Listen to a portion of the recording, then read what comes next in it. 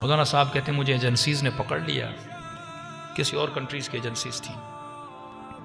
65 दिन मुझे काल कोठड़ी में रखा, बेगुनाह था।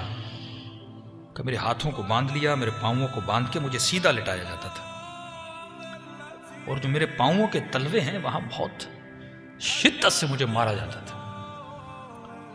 का क़िबला बस शिद्दत इतनी है, आपको बता दूं कि इतना शिद्दत से मारते थे, मेरे पाँव सूज जाते थे, मेरे नाखून वहां से निकल आते थे। लेकिन जब चोट लगती थी और शदीद तकलीफ होती थी तो मेरी जबान से एक जुमला जारी होता था, या ज़हरा। मैं बीबी को बुलाता था।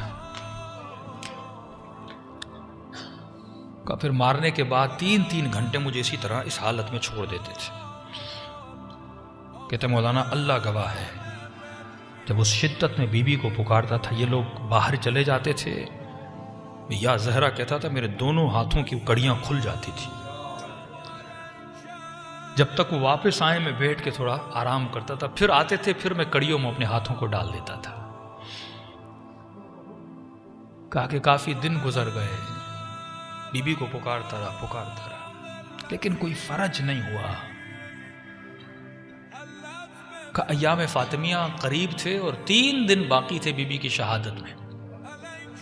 मैं अपनी काल कोठरी में बैठ कर रो रहा था और कह रहा था, सैयदा इतनी मुसीबत में मैंने आपको इतना बुलाया, अगर आपकी शहादत के दिन से पहले मैं आज़ाद हो गया तो मुझे यकीन हो जाएगा मैं आपका ही शिया हूं और आप मुझसे राजी हो। लेकिन बीबी अगर इस दिनों के बाद गुजर गए और आज़ाद न हुआ, बस मैं समझूंगा कि मुझ में काबिलियत नहीं थी, आप मुझसे राजी नहीं हो। कहता रो रो के मुझे नींद आ गई। एक अजीब ख्वाब देखता हूं कि मैं एक जहाज में हूं और एयरपोर्ट पे उतरता हूं, एक बंदा मुझे रिसीव करने आता है, अपने घर ले जाता है, बिस्तर पे सुलाता है, एसी ऑन करता है। एक सफर का मंजर देखता हूं ख्वाब के आलम में।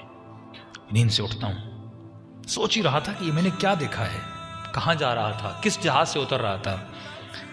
कहते इतने में जो छोटी सी काल कोठरी थी उसकी दीवार पर मैंने मुड़ के देखा, दुनिया की खूबसूरत तरीन हैंड राइटिंग में कुछ लिखा हुआ था। का क़िबला 25 साल गुजर गए, आज तक मैंने ऐसी हैंड राइटिंग फिर नहीं देखी। लिखा हुआ था, बिस्मिल्लाहिर्रहमानिर्रहीम।